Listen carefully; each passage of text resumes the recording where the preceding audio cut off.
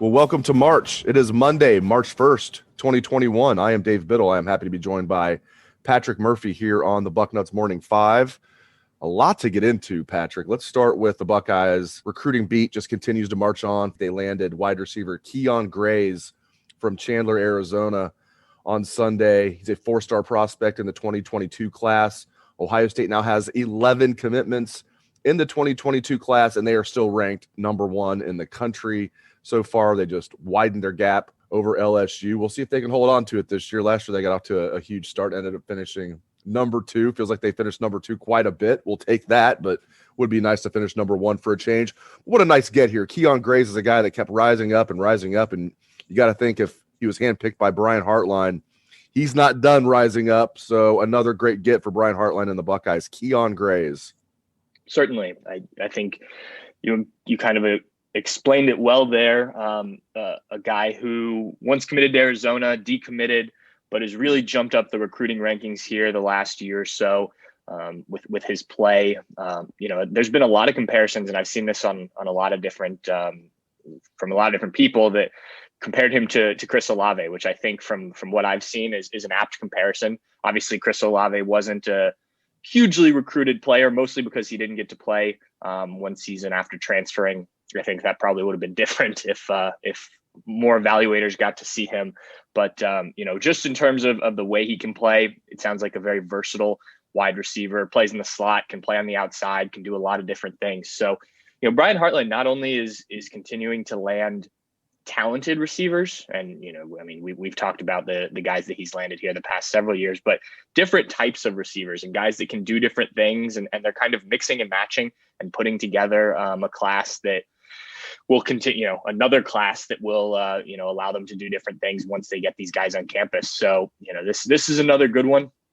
As you said, I think Grayes will continue to rise up in those rankings. I don't know what the ceiling is there. Obviously, it will depend what he does in his senior year. But, another top prospect, and as you mentioned, Dave, handpicked by Brian Hartline and this staff. And so far, they haven't proven to given us any reason to think that they're not evaluating these kids properly. Everyone they've gotten so far seems to do well and seems to fit, which I think is a big thing. So that this just looks like another home run for the Buckeyes and a guy who, once he gets on campus, will be exciting.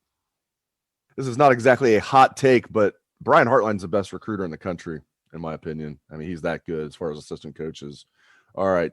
Speaking of recruiting, the transfer portal, it's kind of like recruiting, just older players, and it's going to be pretty crazy this offseason. Now, I'm convinced Ohio State's going to tap into the portal, and they're going to get somebody. They've done that every year since Ryan Day's been here, and now there's going to be more guys ever in the portal.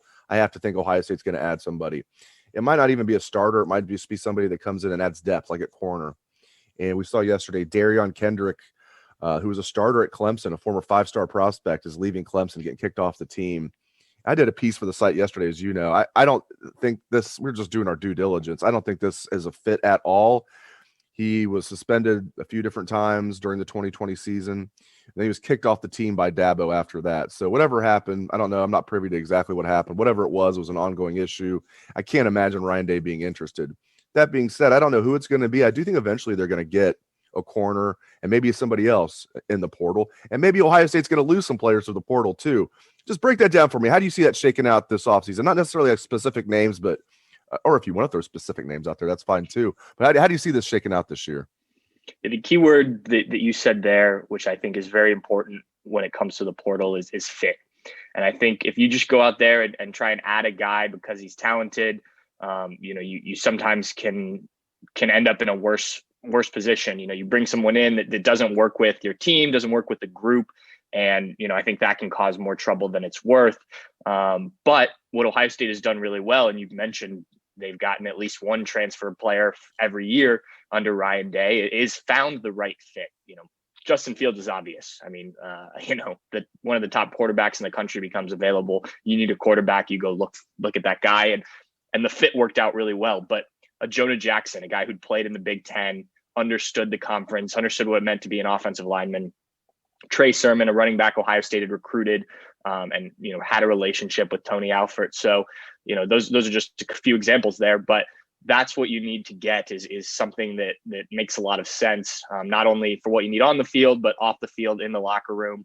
Those type of guys that are understanding of their role coming in. So, I don't want to speculate on names. I do think corner makes a lot of sense. Maybe get someone with a bit more experience, just because that's going to be a young room, and obviously a room that struggled last year. So, I agree on that. And then, I think you can also kind of take a look as you get into spring ball and see, okay, well, maybe we thought we had somebody here that was going to play, or maybe we thought this guy was going to develop a little bit more in the winter or the off season, and then take a look in the portal. The interesting thing about the portal is guys are jumping in all the time. So it's not like, you have a window of free agency like in the NFL or things like that. If you get through spring ball and there's somebody in there that makes sense, maybe more than what you have, or you want to add some depth, there's usually still some guys in there. And obviously Ryan Day, Mark D'Antoni, everyone over at Ohio State is doing their due diligence to pay attention to that.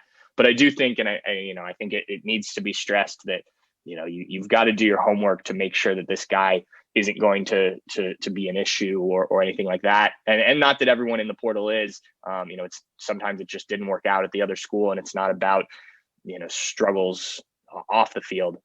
So, you just want to be careful when you're adding something like this. It's not recruiting out of high school where you get these long-term relationships necessarily. So, it can be a double-edged sword there. And thus far, Ohio State's had nothing but success.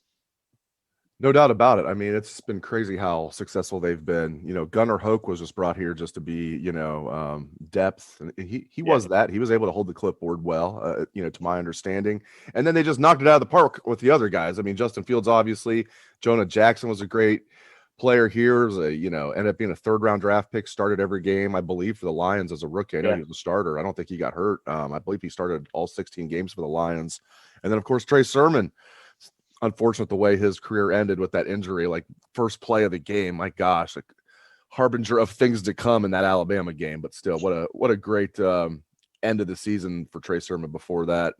All right, nothing that football fans like more than a good quarterback competition in the offseason to bridge the gap till the season, whether it's the NFL or whether it's the Ohio State Buckeyes. It's always interesting when there's a quarterback competition. And my goodness, do we have one in spades this year, Patrick? Break it down for me. I've talked about it a lot on the show. People know where I stand. I think it's going to be CJ Stroud, but I also like the other two guys a lot. I like Jack Miller. I like Kyle McCord. McCord was handpicked by Ryan Day. So was CJ Stroud and pretty much Jack Miller as well. Break it down for me. I don't think we're going to see a result this spring, but when the Buckeyes take the field against Minnesota for that Thursday night opener, who's going to be the starting quarterback? CJ Stroud, Jack Miller, or Kyle McCord? I think CJ Stroud certainly has the leg up going into spring. And I don't know how big of a leg up it is, but you read the tea leaves. When both CJ Stroud and Jack Miller were healthy, CJ Stroud was the first one in the game when they needed him. When Justin Fields got hurt against Clemson, it was CJ Stroud who came in for the play. So that says something to me. And Ryan Day stressed all year not to read into it, and I understand why he did that. I think that they are very cognizant of these guys are paying attention to what's happening, and they don't want to lose anybody here before they get into the season. So to me, this is not only a quarterback battle that, because you have three talented players, will last into fall camp, but also, to name a starter after spring ball, unless one guy is just clearly out ahead of the others, which I just don't think is going to happen given the inexperience and that all three are very talented. Like I said, it just doesn't do anyone any good to name that starter. You don't want one of the guys then leaving, and now you're left with a shallow quarterback room in terms of depth. So if I had to put money on a guy right now, I would say CJ Stroud. But the other thing is, we haven't seen enough of these guys in a college, at least when we were talking Dwayne Haskins versus Joe Burrow a few years ago, we'd seen both guys play. We had, some idea, and we didn't even get to see much of, spring practice last year or anything like that to really do a lot of basing it off of. But I definitely agree with you. I think CJ Stroud goes into the spring with a bit of an advantage, and it'll be up to the other two, Kyle McCord, Jack Miller, to close any sort of gap that is there. And CJ Stroud, it will be to try and win the job. So that's kind of my take on it. But I will not be surprised if throughout spring practice, every time this comes up, Ryan Day or any of the coaching staff is like, yeah, they're all neck and neck, or some of those things we've heard in the past, just to kind of keep this thing going as long as possible for a number of reasons. Speaking of quarterback competitions, I find this very interesting. Michigan, it looked like it was going to be JJ McCarthy, the true freshman, against Cade McNamara, the third-year sophomore who started a game last year and came in off the bench with their thrilling win against Rutgers, where their players stormed the field afterwards if they beat Rutgers in that thriller. Big win. Huge win. Rutgers. I did not see them tapping into the portal to get another transfer quarterback, but Jim Harbaugh, that's exactly what he did. He tapped into the portal, landed Alan Bowman from Texas Tech. He's a graduate transfer. He will have 3 years of eligibility remaining. He will compete with JJ McCarthy and Cade McNamara for the starting job. It just hasn't worked out, man. I mean, the first year they had Rudock from Iowa. He's probably, he's probably the best quarterback they've had. That first year they got Rudock. He wasn't that good. Then they brought John O'Corn in from Houston. He was terrible. Shea Patterson, despite the 5-star pedigree, was average at best, in my opinion, and worse than that when he played actual good defenses. I don't know, man. I thought he would go with one of the two young guys. You got to wonder what they're thinking now. JJ McCarthy must have thought this job was going to be his, probably. Now they're bringing in Alan Bowman. He's not coming in there to be a backup, so that's going to be interesting to follow. What do you make of Harbaugh doing that? Yeah, that's interesting for sure. Like you said, I thought that they had kind of their two guys. Now, my first thought was maybe, okay, you're bringing in a guy to add some depth. You mentioned earlier with Ohio State adding a guy like Gunnar Hoke, but when I looked into Alan Bowman and his numbers, I mean, they're pretty good for Texas Tech.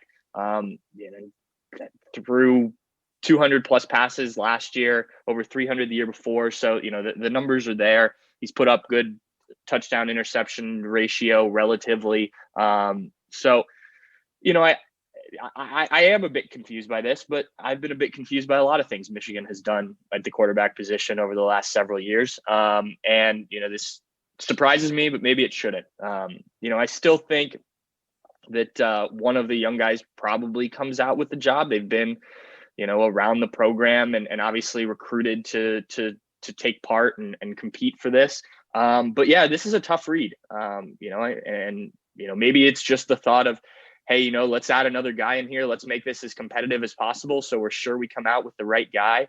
I still, until it's proven to me that Michigan can find a quarterback and develop a quarterback and those type of things, I'm going to be hesitant to give them the benefit of the doubt, just given what we've seen under Jim Harbaugh, who was supposed to come in and be a quarterback whisperer type of guy. But, it's either they don't like what they have and, not that there's been a ton to see, or, you just felt like you needed another guy to throw into the competition and make things a little bit more competitive.